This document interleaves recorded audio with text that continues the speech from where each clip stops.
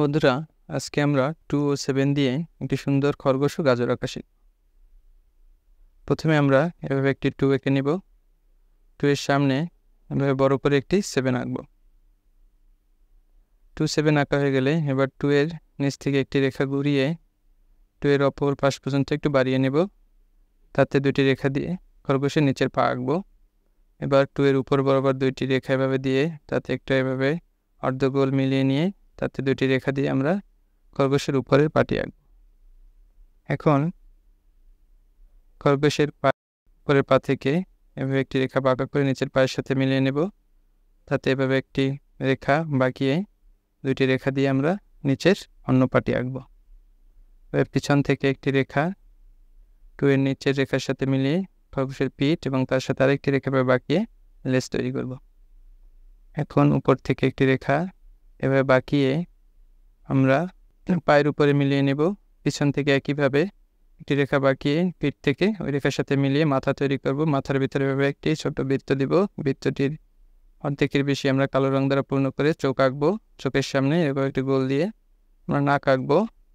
এবারে উপরে মাথার উপরের দিকে এভাবে একটি রেখা ঘুরিয়ে তার ভিতরে একইভাবে ছোট একটি রেখা ঘুরিয়ে কান আঁকবো। অপর পাশে ঠিক এভাবে একটি কান এঁকে নেব।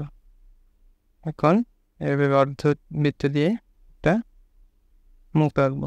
এগুলো আমাদের খরগোশ আঁকা। এখন আমরা গাজরটি আঁকবো। গাজরের উপর প্রান্ত থেকে একটি রেখা এভাবে ঘুরিয়ে খরগোশের হাত হয়ে নিচে মিলিয়ে নেব।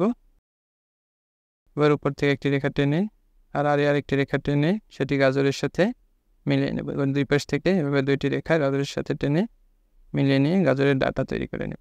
এখন গাজরের এরকম ছোট ছোট দাগ দিয়ে নকশা বা ডিজাইন করব। এখন আমাদের গাজর ও খরগোশ আঁকা হয়ে গেল। এখন এই দুটিতে আমরা রং করব। দুটিতে রং করার জন্য আমরা খরগোশটিতে খয়েরি রং করব।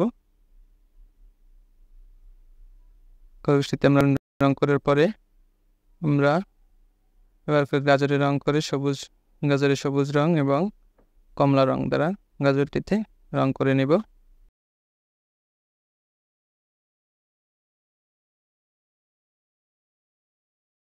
আমাদের সুন্দর একটি গাজর আঁকা হয়ে গেল। গাজরের পাশে আমরা লাল রং দিব।